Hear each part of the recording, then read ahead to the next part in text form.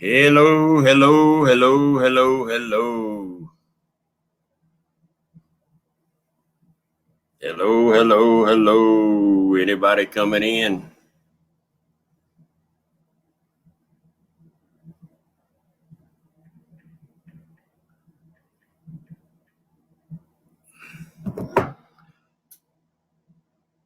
J and C, glad to see you. Hey, Grant. Hey, Maurice. C. Jordan, Irvin, Matthew, Huggins, Scotty Hill, Crazy Cat, Palomino Cat, Bottom Dollar. Oh, we got a crowd coming in, guys. We thank you.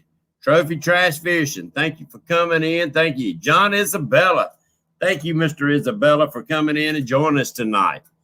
Like to get you and your family on this show one night. If you don't mind, I will be sending you a message. Mark Turner, Joe Buck, Carolina Cat Daddy, Charles Weathers.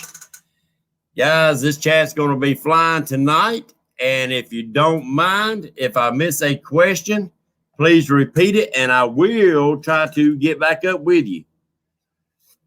Tonight's guest, as you know, will be Mr. Kris Flores himself.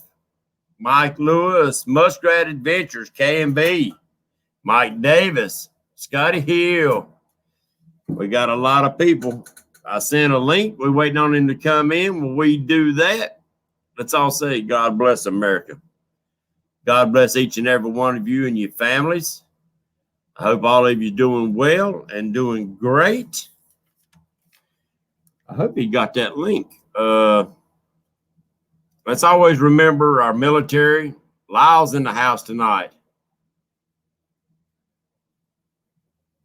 Oh, sorry about that, my friend. Sorry about that. I did not hear that, Mr. Isabella. I am sorry.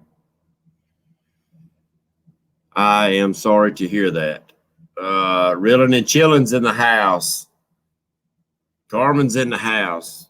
I might have to resend that link to Kris. Yeah, I might have to resend that link. But let's always remember our military, police, EMS, and fire guys. They stay on the front lines with us, protecting us, keeping us safe.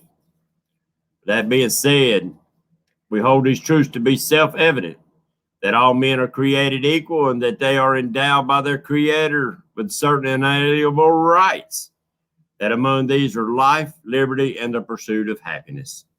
And our happiness is trying to catch him old Mr. Catfish. A112's in the house tonight. Guys, give me just a second. Let me invite him in again. I don't know why it did not go through.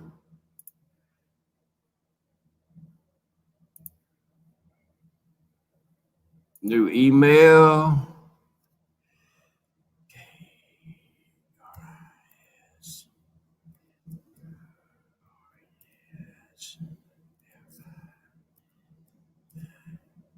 Here he comes. Let me click on him and add him to the stream. What's going on, everybody? Flores. How you doing, brother? We got a crowd in here tonight. Oh, good deal. Yeah. Guys, let me know how many you see in chat right now. I can't see the numbers. For some reason, it don't show me the numbers, how many we have in here, Kris. Mine side says 37. All right. I've got 35, and that's probably where my number will stick. When I get one number, it usually sticks there. I'm seeing 38, 37. Twerking Monkeys in the house, Kentucky. Mark Dillon, Charles Winters. We got a pile of them coming in. Dale. It keeps building up. It keeps building up. Last week we hit 49, and it stayed 49 just about the whole show. So that turned out to be a great show. Kris, how's your day been? Busy, my friend. We just got a last-minute remodel, and I took it, and I promised the guy I'd try to get it done before I head off to the Possum Kingdom tournament. So we've been working some late hours. Oh, yes, sir. I appreciate you working hard to get in here tonight with us. I really do. Oh, we got Big Nasty in here. Dobson family. H&S. A lot of these guys, Catawba Backwoods, but a lot of these guys, Kris, has come in from your channels. And I appreciate it. Appreciate everybody jumping over here and joining our show. Yes, sir. So let me see. I don't want to miss no questions, guys. Appreciate you hitting the thumbs up, Crazy Cat. Well, Kris, Lena Harwick is in the house. And guys, we did start up the prize wheel again tonight. We finally got enough names on the DIY prize wheel to get her flying and going. We got some prizes to give away tonight. Tonight is the first of the month. Richard Warskaw always does a donation for the first of the month giveaways, which is usually a bigger giveaway. So we got it set up, and I think Kris might be giving away a few things out here tonight. Yes, sir. Well, we appreciate it, my friend. Now, I see you do a lot of bank fishing, a lot of boat fishing. Let me silence this thing. A lot of boat fishing and bank fishing. Which one would you prefer? You know, I like them both. I think both of them have their, you know, their goods and their bads, but I think it's really mainly more the company that you're with or what you're trying to do, you know. There's, to me, nothing beats just parking up on the bank, starting a fire, cooking on the grill, you know, get a couple rods in the water, chit-chatting, looking at the stars and stuff. But at the same time, you can get on that boat and you get to all these little spots that's hard to get to sometimes and hammer them big fish. So I enjoy both of them. Yes, sir. Tim Molina, if I butcher your name, please forgive me, guys. Said that you brought him in here tonight. 2 thumbs up. Appreciate that. All right. Yeah, I do. I mean, I'm like you. I've got a boat, and I still love my bank fishing. I still love to go sit back, get back on the bank, and just, you know, kind of reminisce about the times with your daddy and your grandpa, kick back on the bank, putting the baits out there. You hope you catch a fish, but it don't matter if you do or you don't. Yep. That's how I started. You know, I was bank fishing, and when I got my first boat, my dad used to give me a hard time because I'd jump in that boat and I'd shoot across to the other side of the lake and I'd beach it and I'd go fish off the bank. He said, "What the heck you need a boat for?" I said, "To get away from the people. I want to go fish." There you go. Yeah, sometimes, and you know, because of people is the reason why we're losing a lot of banks to fish off of. And that's sad because we used to have some good spots that, you know, I guess once you bank fish for so long on certain waters, you start learning, just like in a boat, you start learning the different migrations of different fish. And you say, well, you know, early spring, this ain't the spot to go fish. I need to go down here on this part of the lake to fish. And you had spots to go. Right. Now them spots are getting gone. Yep. Your buddy's in here. Mid-South Outdoors is in here with us tonight. Quentin. Yeah, Quentin's hatch green chili for the past 2 weeks, I think. I took him about 25 pounds of green chili. Oh. He said he's had green chili cornbread and green chili stew and green chili with his eggs. Oh, no. Yep. Yeah. Go clean him out, ain't he? Yep. Did you make it good and hot for him? He said he wanted a medium hot, so I think got some warmth to it. There you go. A little bit of heat to it. Yep. Yeah, we got Wampus Cat, Irvin. Oh, God, we got a lot of people. The numbers are still climbing. We never broke. Mark. Say what? Just hit the 50 mark. Well, see, that's a new one. Congratulations, guys, everybody that's been on the show. We finally broke the 50 mark. And you know what that means? That means an extra spin on the wheel. All right. Yeah. Usually we always set our goal at 40. Well, last week we stayed above 40. But I brought 55. There we go, guys. Hit them thumbs up too for us. And one thing, guys, share the love. We got a lot of new faces in here, a lot of new channels. Every one of us are growing. Every one of us is kicking out videos and doing the best we can do.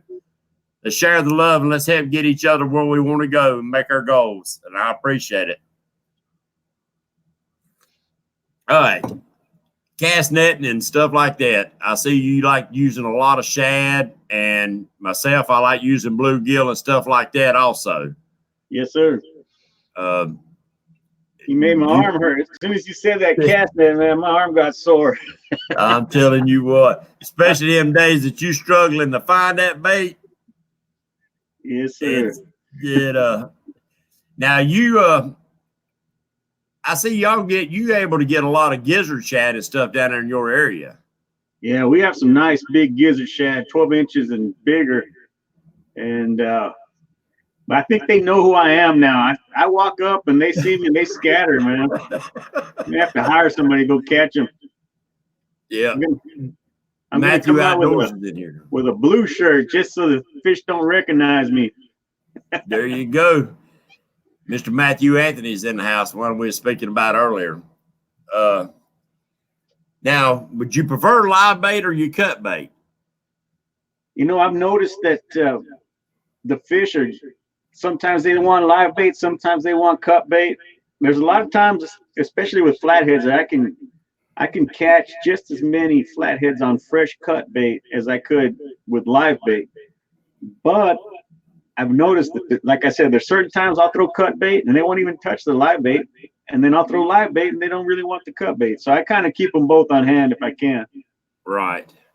Oh, that's wise anyway. And I've got some friends that are very particular about if they carrying white perch on their boat, that's all they'll throw. Mm. But if, they might throw brim. One of them's very particular. He don't really care for brim because he don't have his confidence in brim, but he's a heck of a fisherman with other baits. But if he's throwing out, say, perch in one area, that's all he's going to throw. But now he might try something somewhere else, but in that same hole, he feels that it might cross-contaminate throwing too many different baits in one area. Right. Do you feel that I'm a live bait, cut bait? If it swims, that's bait to me. Right. I know we have a lot of new people coming on into the catfishing world, and a lot of the myths and a lot of the, oh, you need to try this, you need to try that. It's like we talked. I don't think that there's a magic bait. Panfish is in the house tonight. Panfish Bill. Yeah, Mr. Bill's in the house. He's been down there with you, hasn't he?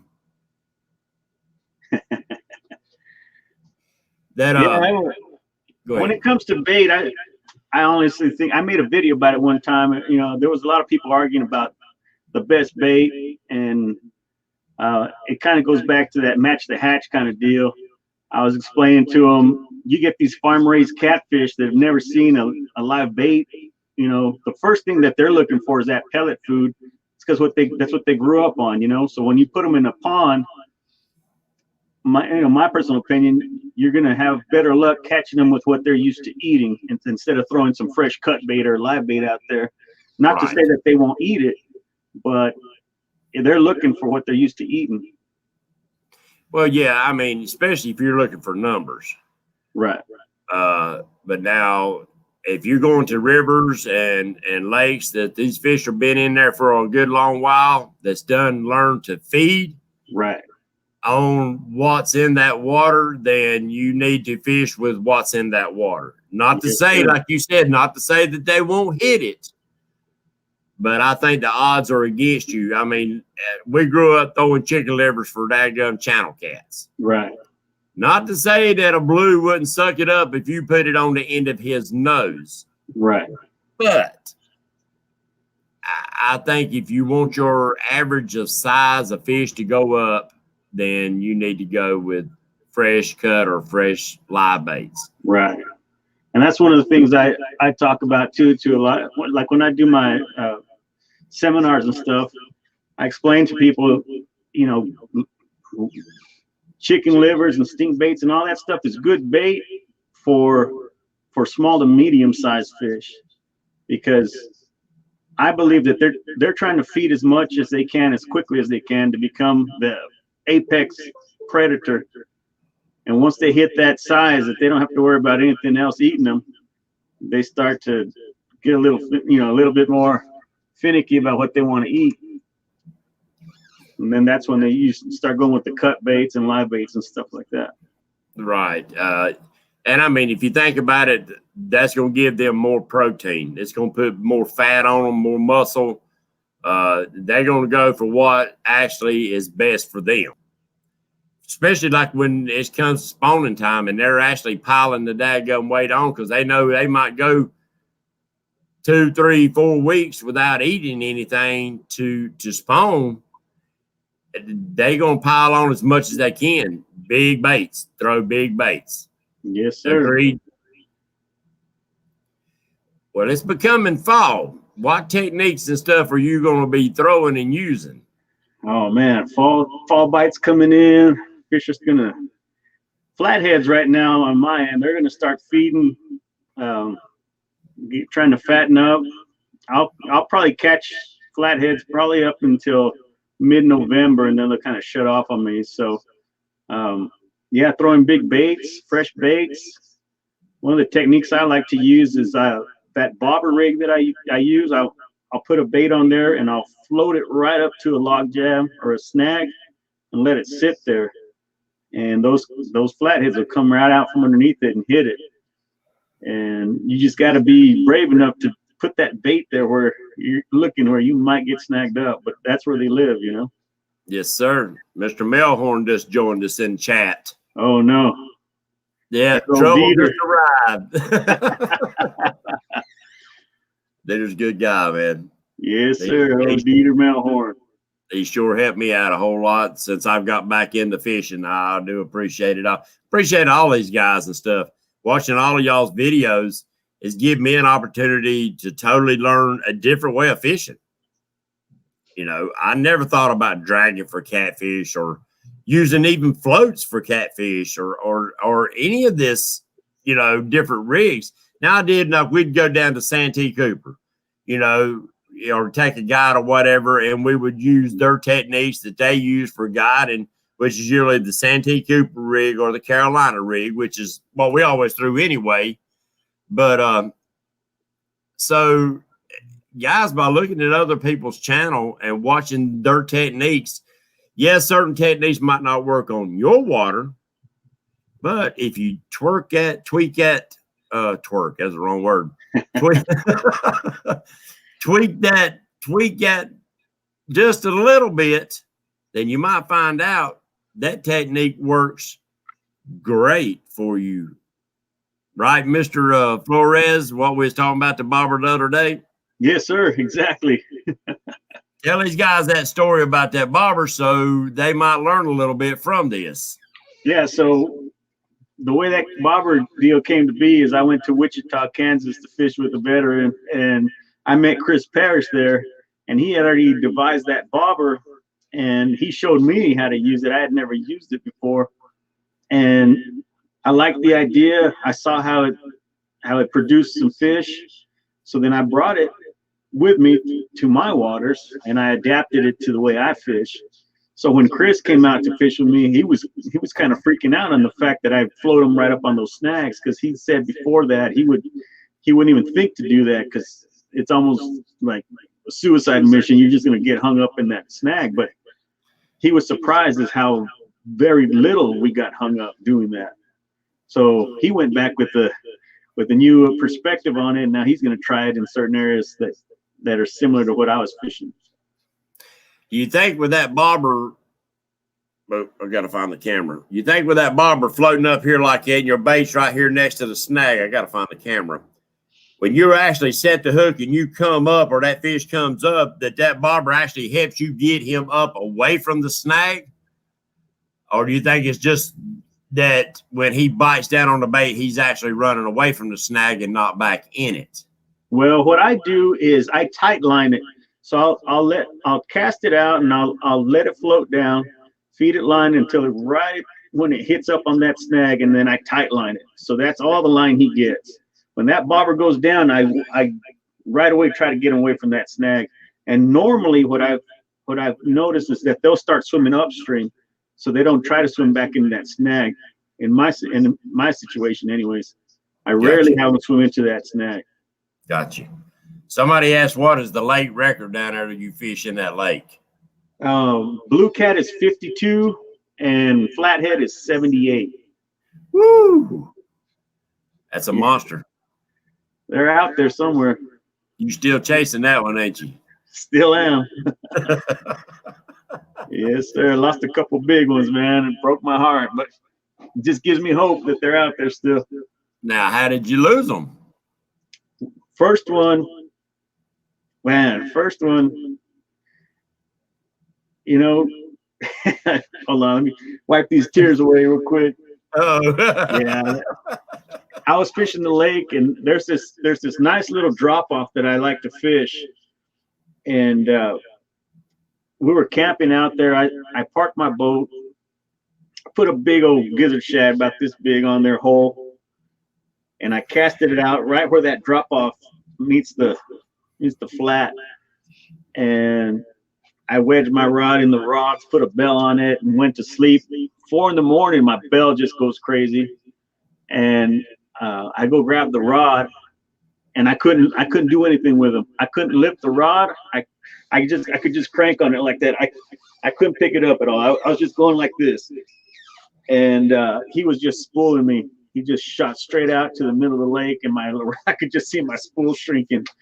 And he finally turned. I was gaining on a little bit. We went back and forth for a while. I finally started getting him to the edge. Now, mind you, I'm fishing off a 6-foot cliff, rocky cliff. So I was hollering to my dad. He was with me. I said, Dad, I got a big fish. And my definition of big fish and my dad's definition of big fish are completely different. You know, he's thinking 10 pounds and I'm thinking state record, you know. There you go. So he's kind of fiddling around trying to get the net, and I'm reeling in this fish, and it's dark, but I have moonlight, so I can kind of see. And that water starts churning, and I just see this big old churn. I couldn't see the fish, but I just knew he was huge. And then he took off again. When he ran, he dove and found the cliff and made a hard right, and he cut my line on it, and that was it. And I'm sure the people on the other side of the lake heard me screaming and yelling. But yeah, I think that was the biggest fish I ever tangled with at that lake. I just couldn't believe I couldn't even pick that rod up at all. That's a lot of weight. Yes, sir. Mr. Joe Chat Cats is in the house with us tonight. Joe Jensen, hey, congrats on the 100,000, man. Yeah, congratulations, Joe. And congratulations to you too. I see where you got your medal in your plaque in the mail. That was funny. A celebration, wasn't it? I went back and watched that video, and that echo looping over and over. Oh man, that had me rolling. Yeah, I was in there live with you. I enjoyed that show. Yeah, I enjoy anybody that's, gets out there, puts in the work like you have, and Joe has, to make their channel grow. I mean, each one of us that's what we got to do. You got any advice for new upcomers in the YouTube world? My advice to you, if you're wanting to start a YouTube channel, is number one, your camera is your friend. You don't look at it as a camera. You look at it as your buddy. You talk to it. Just explain it to someone who's never been fishing before. He's new to the game. So you just, hey, this is what I'm doing. This is what we're going to try. Just nice and easy. And you kind of get used to it. A lot of people have that fright of the camera. The other thing is, don't take your channel so critical. Some channels take longer to grow or catch on than others, and eventually your audience will find you. But I know, like Dieter, he's got like some kind of scientific method to YouTube and stuff, and and I'm the opposite. I just kind of go with the flow. I just put my video out there. I don't really care if it gets 1 view or 100,000 views.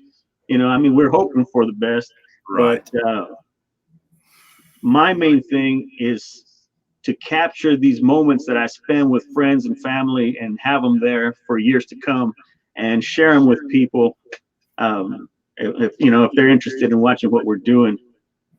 One of the other tips that I have for you guys to help you get content, a lot of people like long, drawn out videos, and a lot of people don't. It's a mixed field.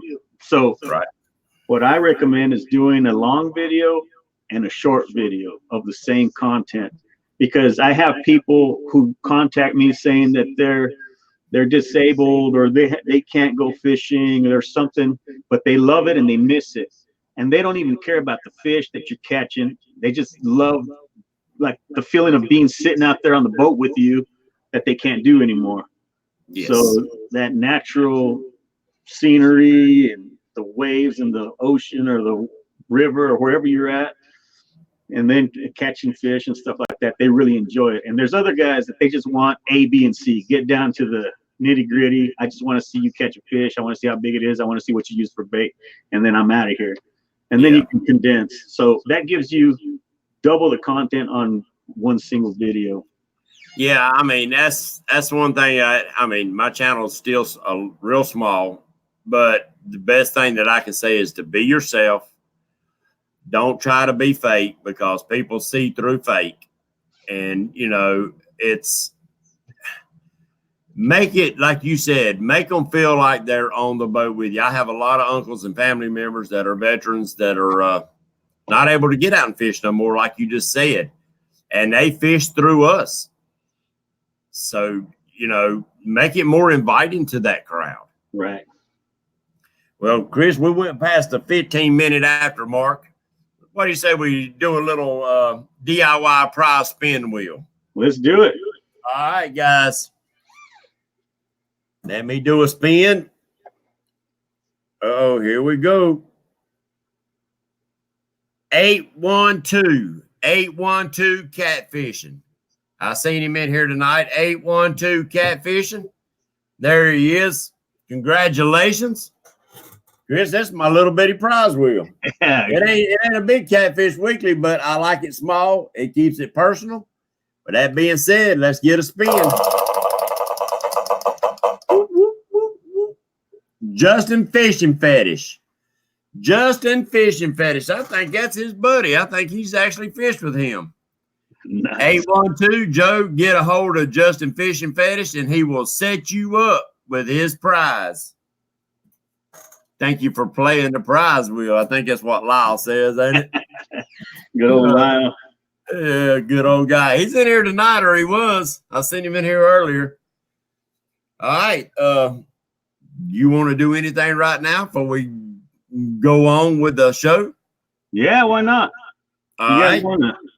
You want a little something giveaway here? We could do how about a hoodie? A hoodie? It's getting now, cold. I get to put my name in that hat. You jump in there, man. There you go. All right, guys. Let's give her a spin for Kris Flores hoodie. You got to be in chat and be active, guys. John Isabella. John Isabella. Get a hold of Mr. Kris Flores. You can contact me through Facebook. Muddy River Catfishing on Facebook. Just send me a message. And tell him you won on Patriot Catfishers of America talk show. Yes, sir. Tell me what you won and give me your mailing information, and and your hoodie size. And I'll get that shipped out to you. Congratulations. Yeah, don't want to send out a small to a 3X gentleman, would you? That's right. He might give it to his daughter or something, or son. Congratulations, yep. John Isabella. And what time is it? Almost 8:30. Yep, it's almost 8:30. Well, we just about in the middle of the show, Kris, and I'm going to go ahead and show. I went by today at excuse me. Hold on just a second. Sorry about that, guys. To our local bait and tackle place. Great people. It's the Bass Shack here in Shelby, North Carolina. Great people. Charlie used to be one of the big time bass anglers in the late 70s, early 80s. Probably whooped old Bill Dance and Hank Parker and them quite a few times in tournaments. Good people. They're expanding their business. They're starting to carry some more catfish stuff. We're giving them names. Kris, some of the stuff that you sell, I'm going to give them your name to get them in contact with you. Maybe some of the bobbers and stuff, if you want to sell them, let them carry that in their stores. But talking with them, they donated tonight, a $25 gift certificate to their store to use in their store at the Bass Shack. They do sell where they can mail it out to you. So if somebody's in here that don't live local that wins this, there's $25. Let's spend this thing.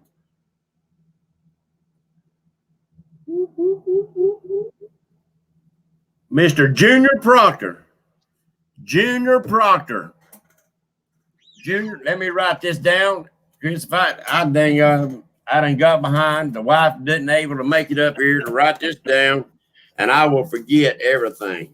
That's awesome of them to donate that, and congratulations to Junior. Junior actually had a question on there that I saw in the feed.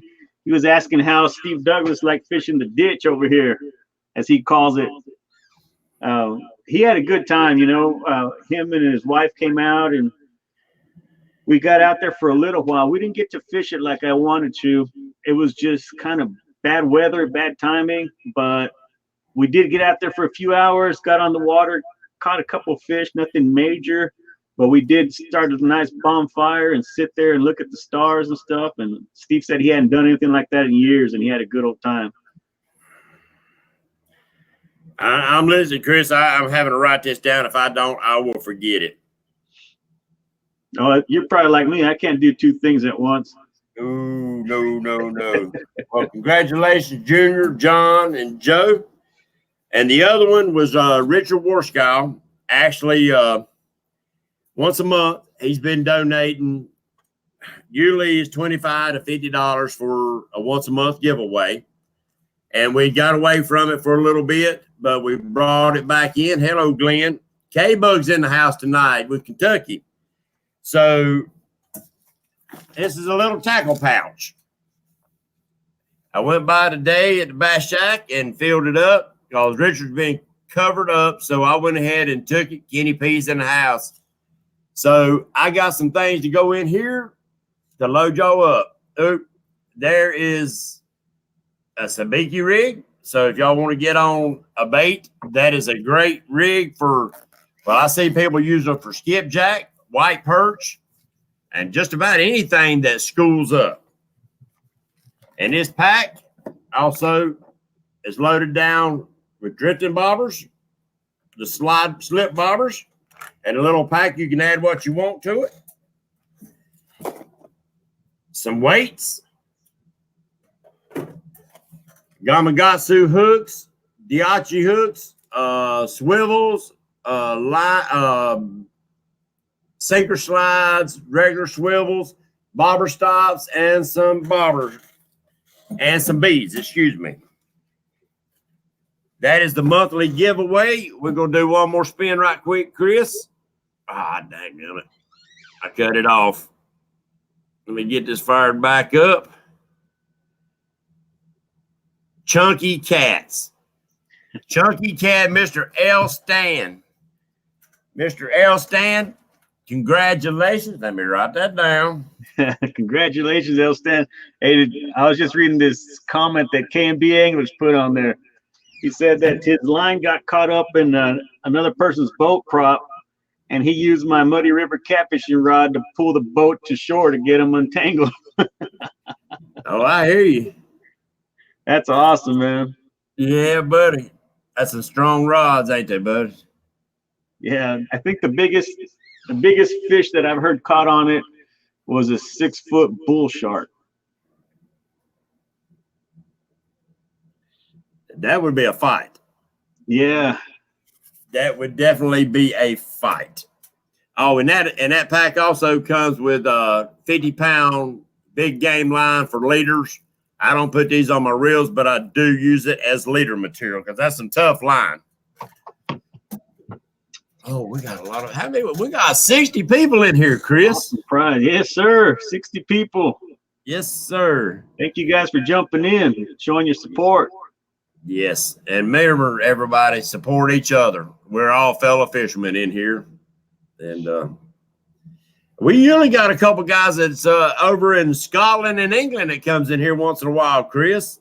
And they're catfishermen. They fish for them whales catfish. Yeah. Mr. Dieter wants to know, what's your status on your rod business? Any new rods coming out? Working on it. I'm the two rods that I want to work on would probably be a bank rod and a channel cat rod. That's still a little ways down the line. We're just always working on trying to make things better. I'm improving these rods every single time. And so for right now, it's the blue cat and the flathead still, but maybe next year I should come out with another rod. We'll see how that goes. John said to re-gift his prize. John Isabella. All right, Chris, you good with that? Yes, sir. All right. We're going to spin her up. We thank you, Mr. Isabella. We thank you. That would be K-Bug Clark. There you go. K-Bug Clark. Jim, get a hold of Mr. Flores and K-Bug Clark. Congratulations. Let me write that down. I was hoping Dieter would wear it. I want to see him wearing my hoodie.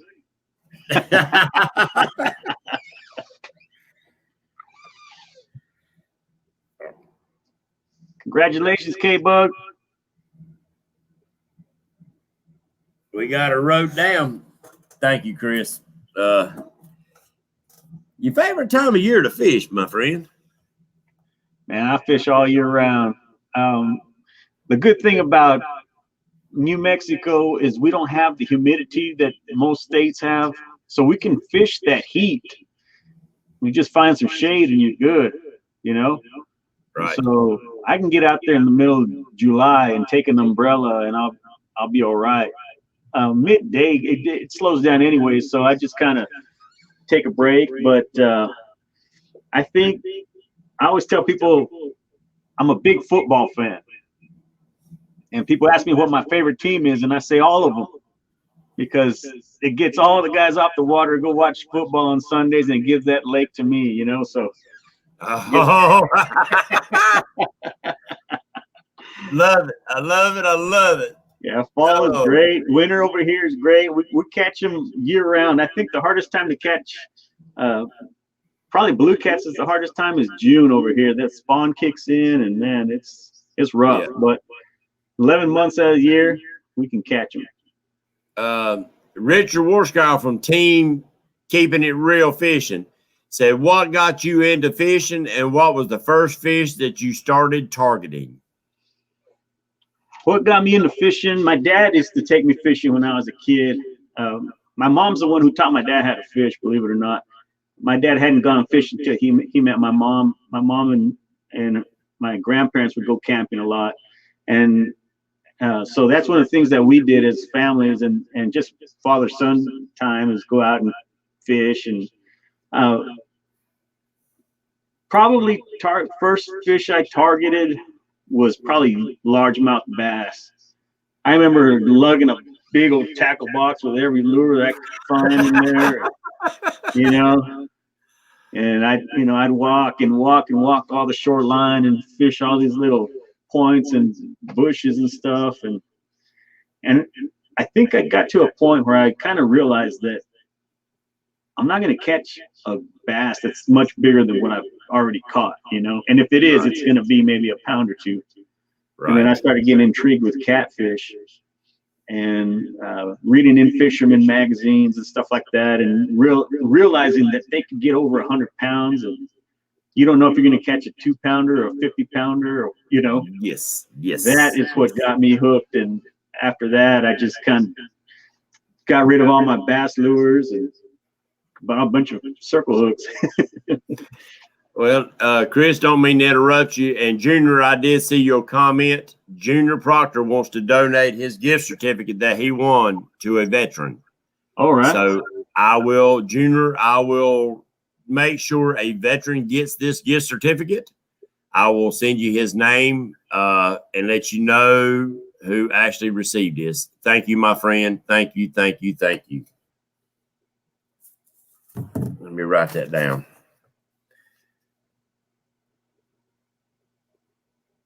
Palmetto Cats, I do have spinning rods available, and a lot of the guys use them to fish for alligator gar. So yeah, they'll handle any kind of catfish you want to fish for. And Dieter was asking me if I'm going to attend any of the other catfish conferences that are coming up, and I am on the fence about it. It's just a financial thing. And being over here in New Mexico, trying to travel 1,500 miles one way to attend a show is quite expensive. So I kind of have to weigh my options and see, do I invest in going to this show? Do I invest in going to that show? Am I going to have a return? So that Catapalooza, I'm still on the fence about. I want to do it. I'd love to be there. I just don't know if it's going to be financially possible this year or not. Well, I did not get to make it to the Catfish Conference last year. The wife ended up having to have emergency eye surgery, so that got canceled out. I was really looking forward to coming and really being able to discuss the catfish tournament that I hold. But I didn't get to, so that's fine. So next year it's going to be in April, so I will make it to the Catfish Conference this coming year, God willing. And hopefully we can discuss it there, and I'll bring some pamphlets and some stuff to give out to invite people in. And hopefully we can get you to come out here to it. I know you said that's a long drive for you. Yeah, I'd fly out there for sure. You fly here and we'll get you on a boat. That's for sure. We'll make Mr. Dieter Melhorn slide over and put you on the boat with him. That'd be fun. How old, Dieter? Yeah, he's in here somewhere. It's on Lake Wiley. It borders North and South Carolina. That lake is really coming up hard. It started out, North and South Carolina can't get together on nothing. So the lake has never been stocked with the blues and the flatheads. And years ago, the only thing we had in it was channels. But over the years, I guess fishermen and the lakes above it and the lakes below it do have blues and flatheads.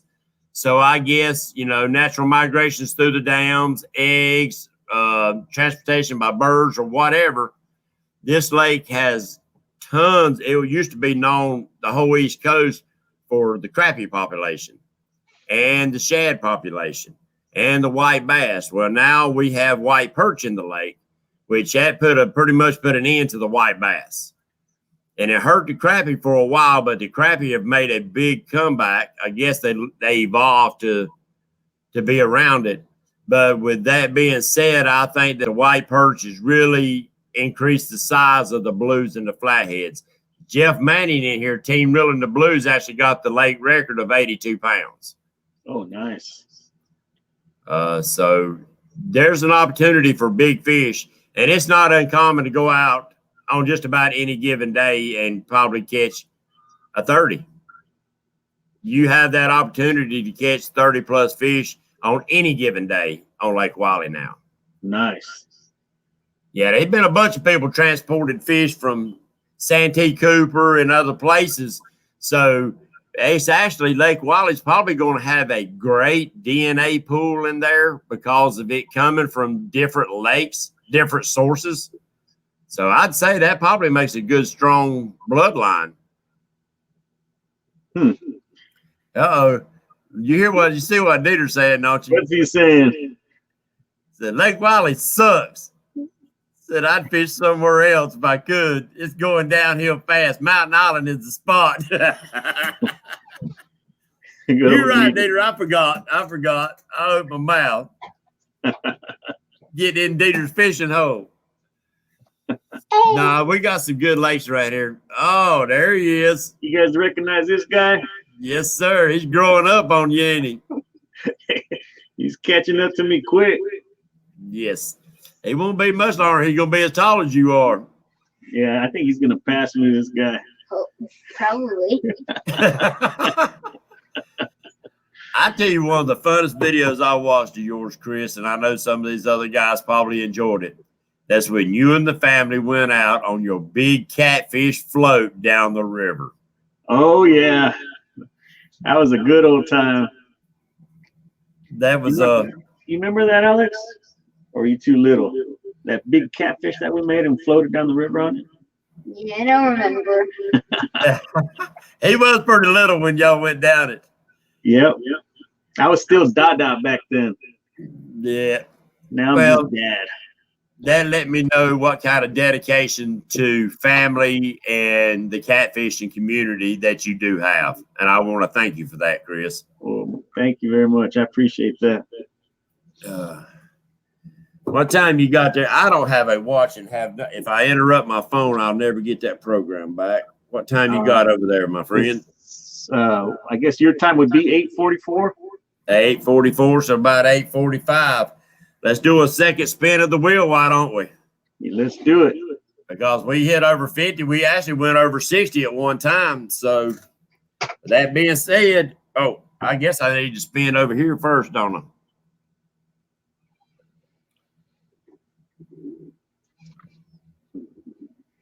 Crazy catfishing. Crazy catfishing. Crazy catfishing. You get a spin on the old DIY wheel. And guys that's new to the channel, let me explain this a little bit. Each name that is on this wheel, there's Justin Fishing Fetish, Catfish Bill, which y'all recognize the name, Lena Hardwick, Tim Hardwick's mother, Grant McIntosh, he's in the show a lot. There's Just a Tip Fishing, named Christian, and myself. What we do, each one of us makes a product. I make like a catfish float. It's something like what Kris makes. Each one of them make different products. It's a DIY, and we give them away on the show. So with that being said, crazy catfishing, here we go. Lena Hardwick. Lena Hardwick, if you don't mind crazy catfishing, send Lena Hardwick a message. I think she's in here tonight. I seen her name one time earlier. She might have had to get off. I will let her know, but send her a message that you won on Patriot Catfishers show, and she will get your prize out to you. Now, I don't know what these prizes are, guys. They could be anything from a float to dragon weight. She might even knit you a sweater. I don't have a clue what it might be. There's Lena. She's here. Lena, you just got hit on the prize wheel tonight, sweet lady. Let me write this down.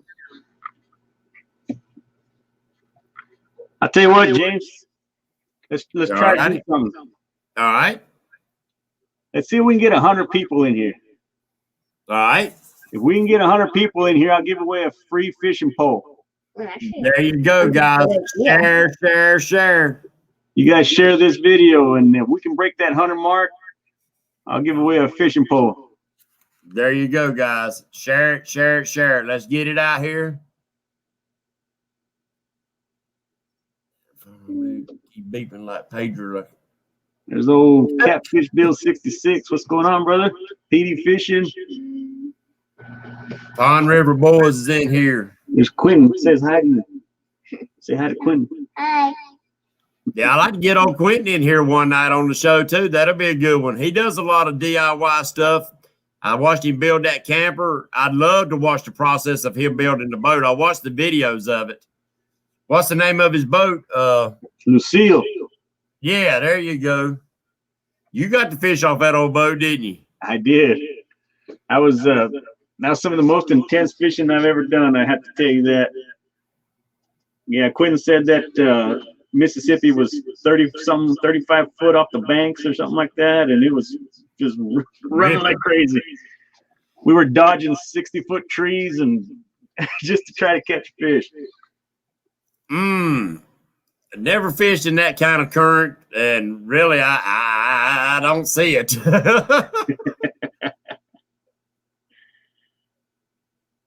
Somebody's staying out of jail or something.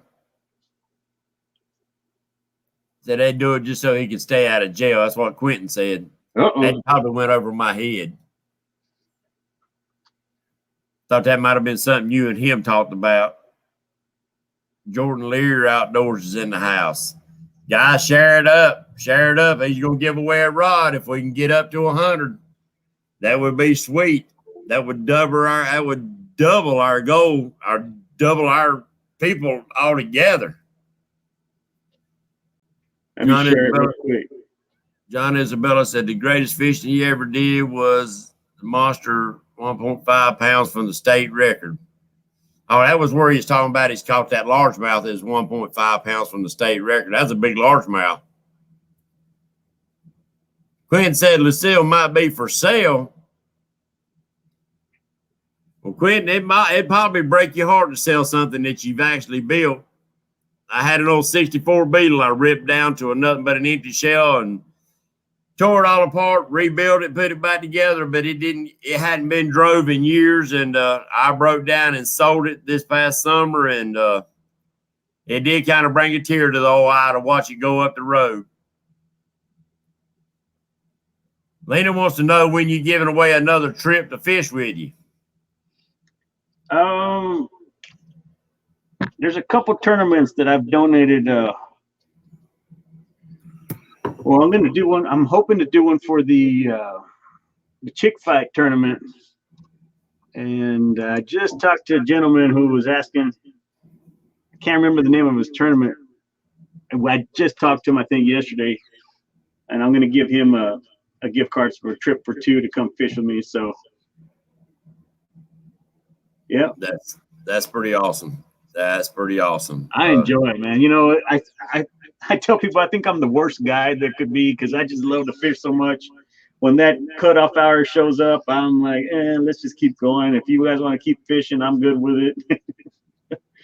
So 2.5 hours later, sometimes we're rolling in. I'm good with it. I enjoy it. Well, you know, and your clientele sees that. And they see that your heart's into it. That means that's a return customer. Yeah. Just about guaranteed that's a return customer. Yeah. I meet a lot of good people in the water. Yes. Yeah. Catfish Bill said, heck no, you was the best guide. No, thank you. Thank you. You didn't drag him through the brawlers down there now, did you? Oh, man. I'm surprised he's still saying that after all the torture I put him through. I call it the Muddy River Boot Camp. Yeah. He got familiar with them mesquite bushes real quick. There you go. Somebody wants to know your personal best blue cat. Personal best blue cat? Probably about mid-30s, 36. And your flathead? Flathead just shy of 50 pounds. Dang right. That's a good flat. That's a good flat. Now, did you catch him in that little old creek that Steve calls it? Oh, yeah. I sure did. There's some big fish in there. You know that? There's some big fish in there. I believe it. Because after I watched that video where you was talking about it one time when you was fishing down there, all that stuff wasn't grown up like that. Yeah. Yeah. I think those flatheads are trapped in that area and they just live out their lives and breed and spawn and keep on producing there. Now, does the state have a machine that comes in that keeps the channels clear, or? So one year they were going to do that there. We had gotten into a real bad drought, and they started to dredge it out, and so it was about to take my fishing spot out. But luckily, we got a nice rain come in, and they called off the project. So it kind of left it untouched in some areas. Now, do you think that if something's not done, that eventually it's going to grow up where you can't even get out there, or is it fishermen actually help keep it open? No, it's impossible to control it. I think as long as there's enough water flow, I think it'll keep somewhat of the channel going. But I've seen it grow. Just it's amazing how much it's been overgrown with that bulrush or that cattail that's growing up there. So, man, it's hard to say. I think it might eventually overtake. I think somebody asked about the tournament. Next year, the Patriot Catfishers YouTube tournament will be April the 11th. I'm saying April the 10th, guys, simply because we want to have a captain's meeting the night before.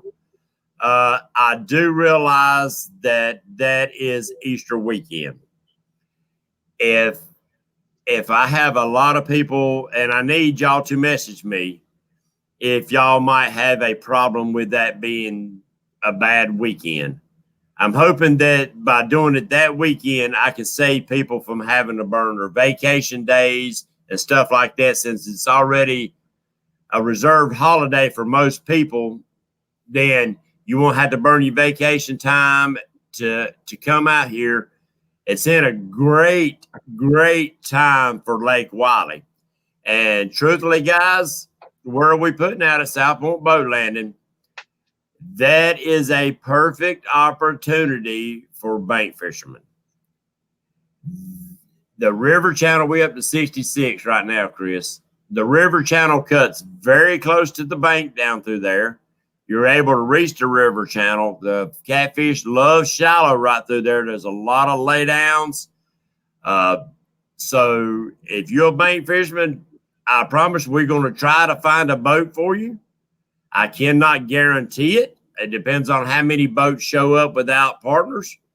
But we will try to do that. But don't rule out throwing a bait off the bank right there. I promise you guys. Back in January, I put a 35 on the bank. Right there, same boat landing, and numbers of flatheads all this year off of the bank. So, but it's going to be fun, guys. Going to be fun. I hope everybody can show up that was there this year. I keep saying last year, but it was still this year. They can make it next year. One thing, Chris, I hate we did not get a group picture. So I'm hoping everybody that was there the first year will be there the second time around so we can get that group picture. Yeah, it's always nice to have a group picture. Yeah, well, it was my first tournament, and without Richard Warskow helping me out and Justin Lefford Wampus Cat in here, I'd have been like a chicken with his head cut off. That was my first tournament, and truthfully, I didn't expect but just a few people to show up that was local, because it was really a last-minute tournament. I threw it together because I was trying to get it together right before the Catfish Conference. And so I threw it together real quick. We all was going live. I knew it had never been done, and it still hadn't been done in any tournament yet. So that was the big draw. Chris, we had 32 people my first tournament. That's awesome. 28 boats. 32 YouTubers. Wow. Yeah, and because it's YouTube only. You got to have a YouTube channel in order to fish it. We will be going live. Every fisherman will be going live. We're trying to figure it out whether you have to use Streamlabs or whatever. But I've got a guy working on a computer program right now. He's volunteered his time. Great guy. His father's in here. George is in here tonight. Trey, he's a great guy, but that's what he does. So he's working on a program so he can bring everybody's live feed, Chris, into my channel and run it through my channel like a big sporting event. So the tournament all day long will be broadcasted through my channel. Or you can go to their channel and watch it on their channels also, which I also encourage so they get that watch time also. But, it's kind of the first year with 32 people, your window of time to go live was like 12 minutes. And then the next YouTuber come on live. Well, now if we get above that, what we're going to have to do is say, all right, this hour, you go live. And then I'll let Trey figure out how to bring each one of them in to give them kind of an equal time on the live feed. Because the more you get, the shorter your time gets. Right. So I hope you can make it. I think it's going to be a blast. Everybody had a great time, but now it was cold, Kris. It was cold. It was spitting snow, sleet, and freezing rain.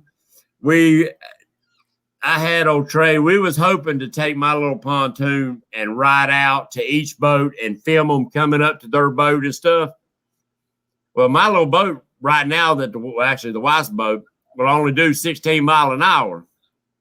But when these people are scattered out across the lake, time we got from one boat to the next, me and Trey was about froze to freaking death. I said, man, forget this. I'm done. Hopefully I'll have the Patriot Cat pontoon up and running by then. I got one. It's got a big 150 Yamaha on there. We'll get down the water pretty quick with that one.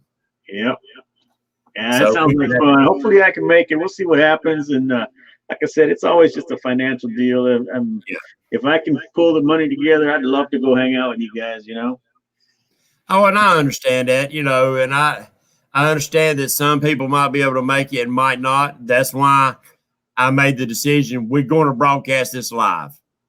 So the ones that didn't get to make it will get to watch it live. I mean, live. You don't get no better than that. And hopefully, you know, we had a trophy, the biggest fish caught while you was on your live feed. Right. We had some fish got caught during his partner's live feed. So everybody said that was the only fish that was caught during a live feed period. So that's the trophy we give away to him. It was Matthew. He won it. So, yeah, we had a good time, give away trophies. And, Kris, we raised $1,800 and went to the Military Honor Guard. That's amazing. Yeah, these guys really appreciate it, and I'm hoping to double that next year. Great prizes.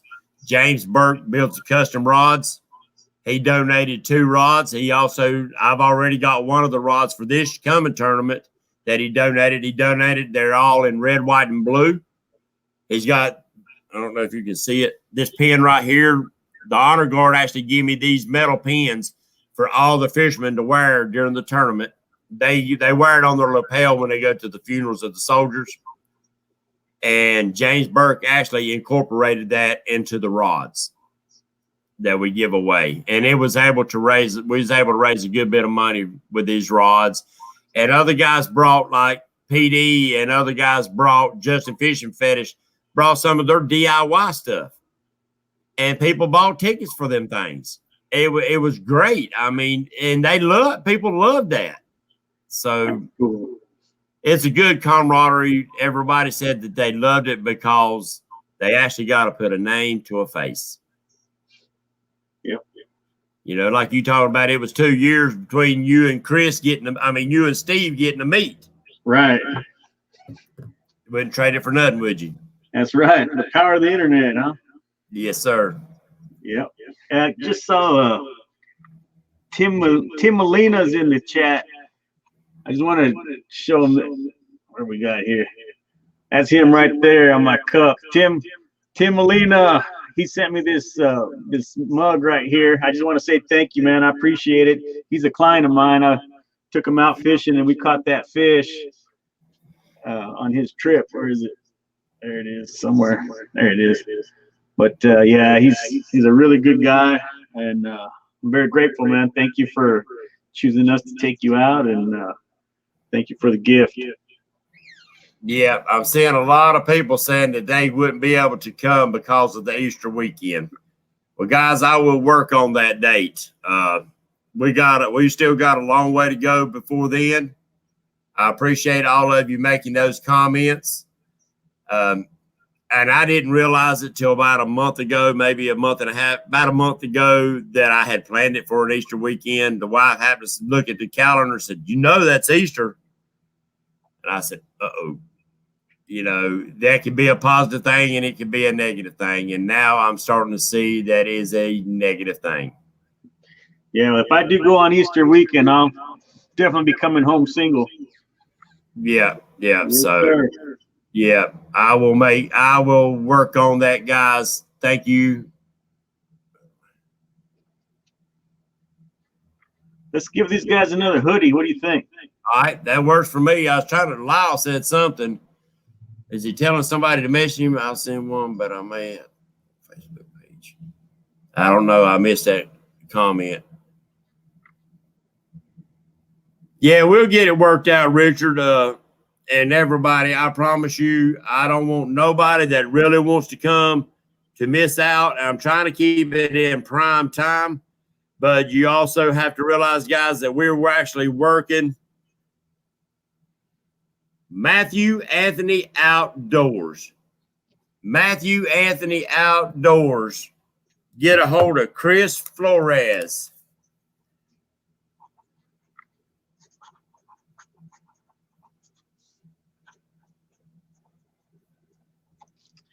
Congratulations, Matthew. Just message me on Muddy River Catfishing on Facebook. Send me your hoodie size and your mailing address. Congratulations, Matthew. Matthew's saying the colder the better, so we might have to go to cooler weather because Lake Wiley gets real busy. The warmer it gets, Matthew's in here, the warmer it gets, the busier it gets with not just fishermen, but also pleasure boaters. Right. And being on a Saturday, it can get very busy. So that's kind of why I wasn't going no later than April. So we got to start that boat ramp, and the other boat ramp gets real busy with early spring tournaments, bass tournaments, crappie tournaments, and some catfish tournaments. So I will get with some of these bass fishermen, these crappie fishermen, and other catfishermen tournament guys in here, and we might have to make it in colder weather again, guys. The only thing I worry about is guys driving like Catfish Bill and Justin and them drove all the way down through from Pennsylvania and stuff and hit snow on the way back Kentucky. They hit snow and stuff on the way back. And guys, that would break my heart to know that one of you got hurt or killed or whatever trying to make it down or trying to make it home from this tournament. I couldn't stand it. I really couldn't. So we're going to try to figure out. I'll get with some of the lake professionals, Lake Wiley professionals, and find out and get with Matthew and get with Jeff and Dieter, all of the ones, and Richard, the ones that are real good Lake Wiley catfishermen, and try to find the best time that we can schedule this. That I want everybody to catch fish. This past January, not everybody caught fish. Now, January is a killer time on Lake Wiley for putting big fish in the boat. But it can be, you know yourself, Chris, you can swing for the fences and come home hungry, you know. Yes, sir. So that's what I'll look at and see what we can get done. I want these times. I mean, Chris, what would be better for you in the year? Earlier in the year when you ain't so busy contract work, or I'm always busy, man. It's yeah. It doesn't matter. Yeah. I'm always doing something. I'm not one to sit down and just relax. I mean, yeah. My dad always jokes and tells me that the ants will never bite you because you never stand still long enough. But you know, being self-employed, I can arrange my schedule. So if you guys make it, as long as it's not like they're saying a weekend holiday or something like that, right. I'm pretty flexible in that sense. I seen Justin Fishing Fetish saying the 18th. The 18th, Justin, is going to be probably a bad weekend. There's a big bass tournament going out that weekend at the boat landing that I plan on launching from. We're going to launch from a different boat landing than we did this year, mainly because the better bite's going to be up late from where we at. And a lot of guys, myself included, had slower boats. So this way you put them more and closer to the main bite of that lake at that time of year. Now, if it's going to be colder weather, we might move back down to the other boat landing. It all depends. It all depends on the time of year. So, sorry about that. Kris, I took you a little over 9 o'clock, my friend. I'm enjoying it. Well, I'm glad you are, man. We still at 62 people. I hate we didn't hit 100. I'd like to see that rod be giveaway. But for these guys that just jumped in, if they're curious about the fishing rod that I was talking about giving away, we're trying to hit the 100 mark on the people in the chat. So if you'd like to share this live feed and help support Patriot Catfishers of America, you guys jump in here, subscribe to the channel, and let's try to give that rod away. Yeah. And check out each other's channel, guys. Let's support each other. We're all trying to reach a goal to try to help each other out as far as catching fish.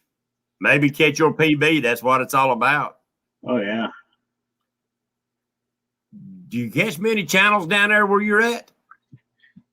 They're starting to the blues are starting to take over. We used to have a lot of channel cats.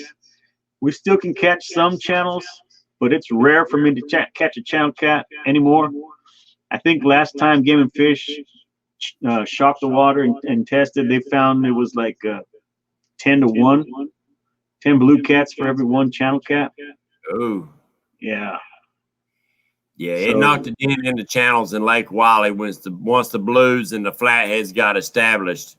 You know, we used to be able to catch some big channels in there, not monsters like you do in the northern waters. Right. But my personal channel cat is 16 pound. You just don't see that on Lake Wiley anymore. Right. Yeah, we don't get too many big ones here. I think the state record, if I'm not mistaken, is in the 20s, but that's rare. I mean, I can't even tell you the last time I seen a double-digit channel cat come out of the lake or anything. Huh. Yeah, it's you know, I'm gonna tell you, and it's just my opinion, and you know, everybody's got an opinion, but if pound for pound, I really don't know a catfish that fights harder than that old channel cat. That old channel cat fights you all the way to the boat. He'll fight you in the boat, and he'll fight you throwing him back in the water. Yep. I caught my biggest channel cat. We'd been sitting down there, Kris, on the bank fishing for about 4 hours. Had cut bait out, livers, shrimp, everything else that, you know, the old bank fisherman throws out. Ain't caught nothing. I went and got my little old ultralight with a little bitty crappie jig on there. And I thought, well, I'll go catch me some crappie for supper tonight. Started throwing around the boat docks, the same boat dock that we were planning on putting out. I couldn't keep the catfish off. The catfish was wearing that jig out underneath the docks. They was hanging out around the docks. And next thing I know, that 16-pound grabbed 6-pound test line and run me up and down the bank for 15 freaking minutes. But I finally wore him out and got him in. But I'm going to tell you what, I don't think they ain't any more better fight than that right there. Yep. Yeah, them cats, they'll hit those jigs, man. A lot of people don't realize that. We were out fishing one time. We were trolling some casting lures for some white bass, and I think we caught more blue cats than white bass that day on the casting lure. That's crazy. And I've got some. Do you free line anytime? I know Joe Chatcat's in here. He does a lot of free lining, and I love free lining. Big baits, big baits. Do you free line any? Yeah, I do some. We'll get set up. We'll get anchored up sometimes, especially in the wintertime, and I'll just free line a bait out there. A lot of times they're real finicky, you know, in that winter bite. They're just kind of pecking at it, and you know, especially fishing the reservoir, there's no real current or anything, so I just let those baits sit out there, and they seem to be a little bit more responsive without that weight on it for some reason. Just like that bait's just kind of drifting around in there, and they just, the only thing is you really have to be a line watcher. Yeah. Yeah, you really have to be a line watcher because that rat's going to be swimming right towards you and you never see it. That's right. But that can be a very, very productive setup. What would you say that your most productive setup as far as being on the rod and reel? So as far as anchored up, I'd say probably the Kentucky rig or like a three-way type setup, especially if I'm fishing in current. Probably Santee Cooper rig would work just the same, but the main idea for me is to get the bait off the bottom. Right. A lot of people believe that having that bait on the bottom is where it needs to be, but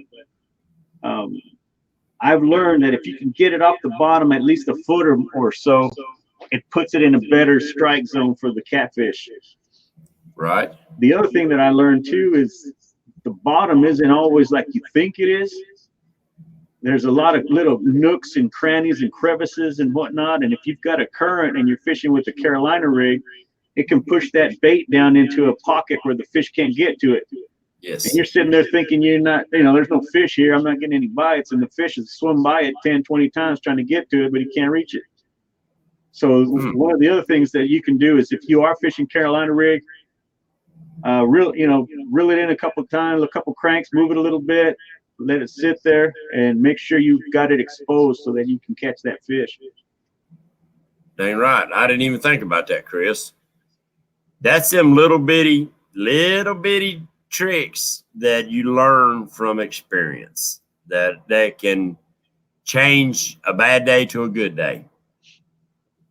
Thank you for sharing that, because I'd never even thought about that. Because you're right, that bait will, with that current, that bait will get pushed downward. Yep. Never even thought about that. Good point. And that's where a Kentucky rig comes in great, don't it? Yes, sir. I started tying on a few more. A112 said he's got to go. We see you later, my friend. I started tying on a few more Kentucky rigs. I like the idea. Jeff Manning discussed it one day on one of his videos of the way that he ties his, and it makes perfect sense that he uses a bobber to make sure that rig is standing straight up and down. Right. The bobber don't have to be on the surface. Right. Just above your rig, just enough buoyancy to keep that rig straight up and down vertical. Right. So that's where we can learn a lot from each other's channels and videos, is these little techniques, what Kris is talking about, like the bobber thing you was talking about earlier. Take advantage of it, guys. Take advantage of it. Because back when I started and Kris started fishing, we didn't have social media. A lot of trial and error, wasn't it? Yes, sir. A lot of hard in your head. Yes. So when I got back on, I knew good and well, when I started fishing again, Kris, I knew good and well I wanted to go to YouTube, because I knew that there had to be tons of catfishermen out there producing videos. Now, whether it helped me or not, it couldn't hurt me. Yeah. Speaking of these bobbers, why don't we give one of these guys a bobber? Oh, we can do that. We can do that. New Mexico, Gato Vato. How do you say that, Kris? Gato Vato. Gato Vato. So Jeff Martinez. Oh, appreciate you coming in, Mr. Martinez. A lot of them. All right, guys. If I don't quit hitting that button and cutting this cotton picking thing off, starting to look like a freaking rookie over here, Kris. Running late fishing. Running late fishing.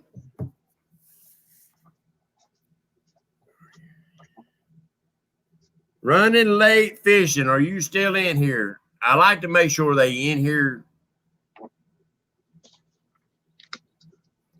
I don't like having to chase people down. Running late fishing. Are you still in here? Appreciate that, Grant. There he is.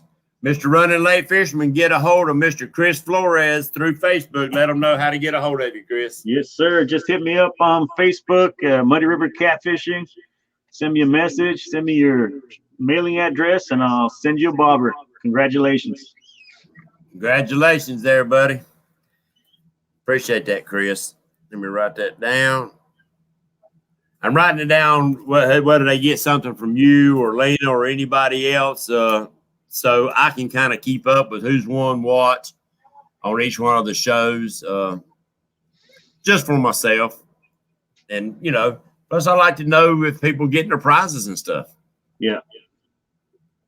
Well, Kris, as much as I hate to cut her short, she's about, what, 8:20? Well, you said we'd run it for about 10 more minutes, and then we'll cut her a night. That works for me. All right. I know you've had a long day. We've all had long days and worked. Change your name to Just in Time. Just in Time. Man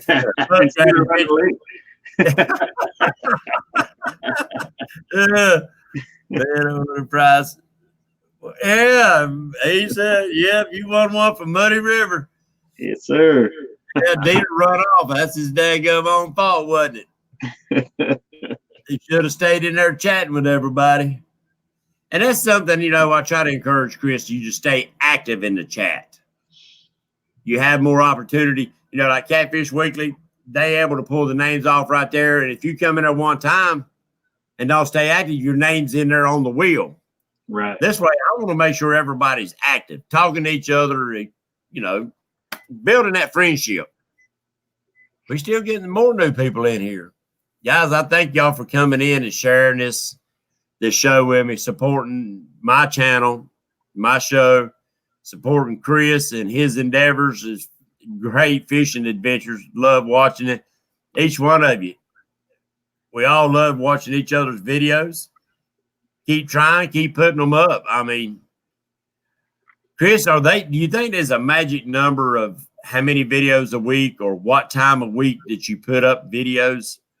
Before I answer that, I'm going to say this real quick. I just checked. There's 55 people in the chat from what I can see, and there's only 9 likes on this video.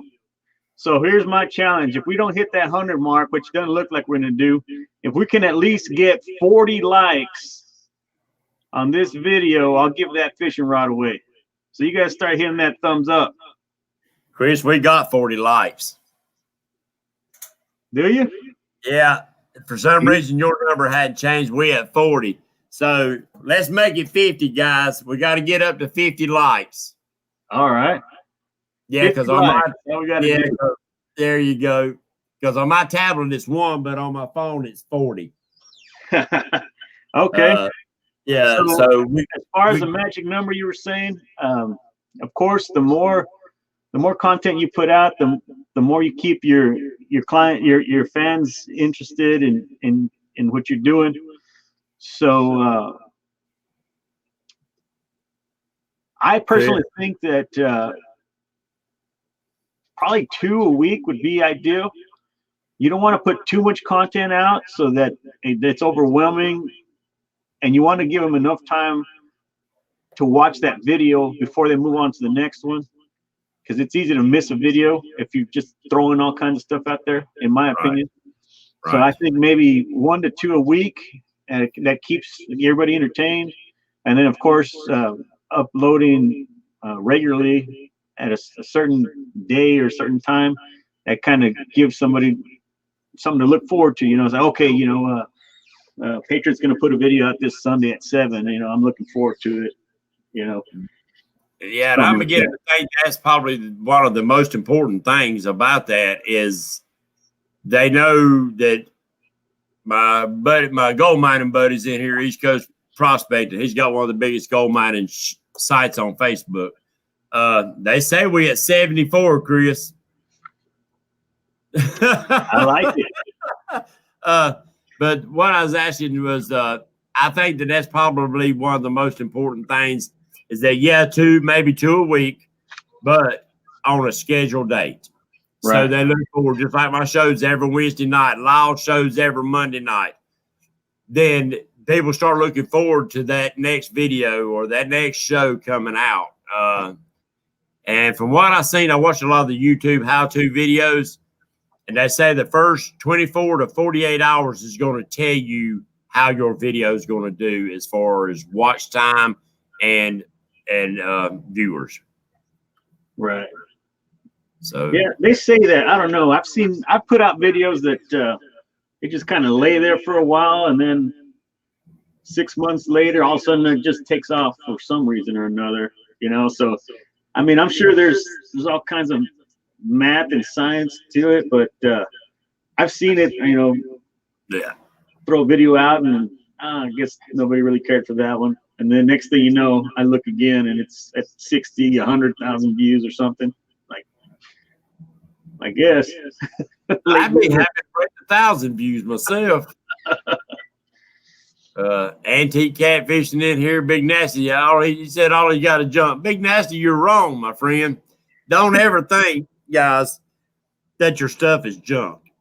You'll go back one day and you're going to look at your stuff and you're going to laugh. You're going to say, well, look at me doing that. Look at me doing that. Now look at you. Guess what, guys? It's all a tool. It's all a learning process. We're all started out new. Trust me. That's why I don't cut out nothing out of my videos. If you see me trip over and break a rod, guess what? I'm going to show that to you.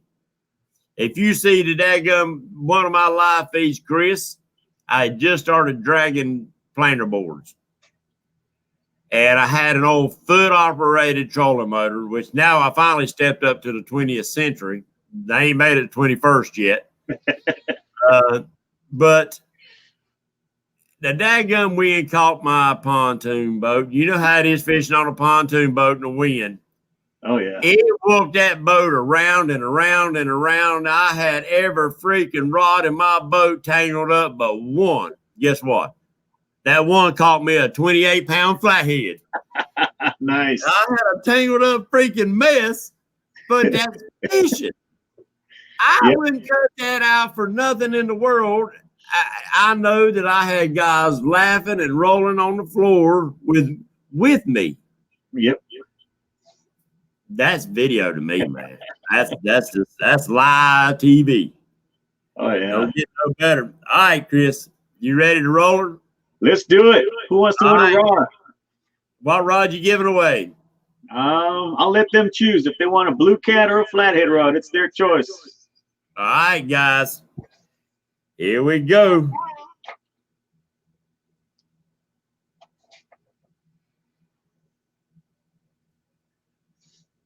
Muskrat Adventures. Muskrat Adventures. I think I know who that is. Muskrat Adventures. Get a hold of Mr. Kris Flores. Are you still in here? Muskrat Adventures.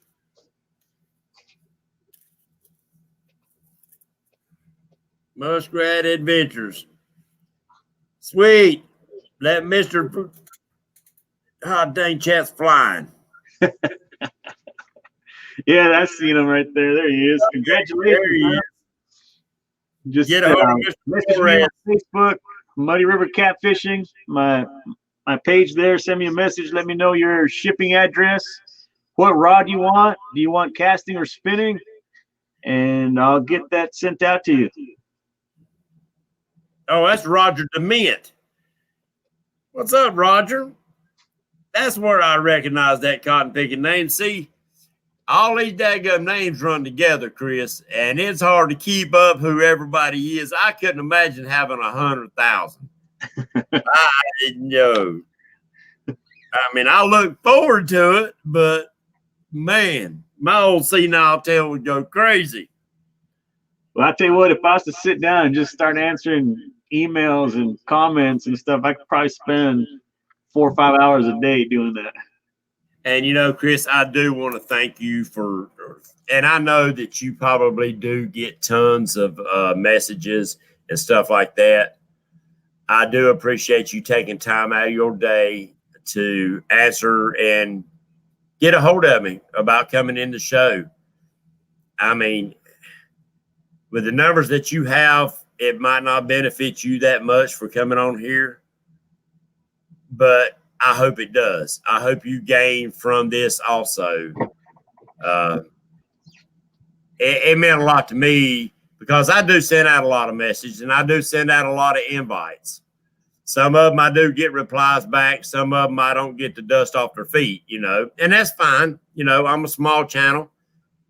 One of these days they're going to want to come to that YouTube tournament. I promise you they will, because they will miss out if they don't. But I do appreciate you taking your time out of your day, my friend. It's my pleasure. And I'll tell you right now, I don't do these things for numbers. I don't do it to try to gain people. I do it because I love fishing. I love catfishing. I love the people. I always feel like when I go to the Catfish Conference, I feel like it's a big family reunion. And yes, yeah, I just enjoy it. I wish I had more time to do more of this, but whenever I can, I'm happy to do it. So anytime you want to hit me up again and have me back on the show, or anybody in chat, if you guys want me on your show, just send me a message. And my schedule's tight, like I said, but I'm happy to try to squeeze in there and be on your show, and we can chat just like we did today. Yeah, I do appreciate it. And I seen somebody talking about it's the camaraderie and it's the making of memories. That's right. And, I've become a lot of guys in here become great friends of mine.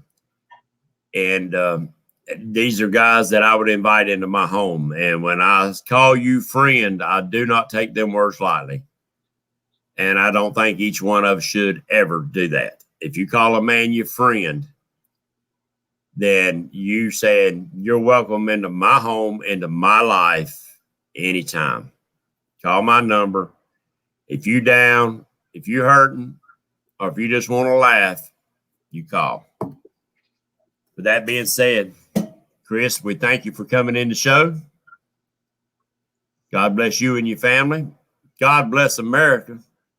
Because where else are we going to go do this? That's right. There you go. That being said, guys, we thank you for coming in. Go check out Mr. Flores. I'm sure everybody on here has done it. But that being said, Kris, we thank you for what you do for the catfish world. And we're going to say good night. Thank you, guys. Thank you, Kris. Take care in the broadcast. I ended the broadcast, Kris. You still in? Yes, sir. Okay.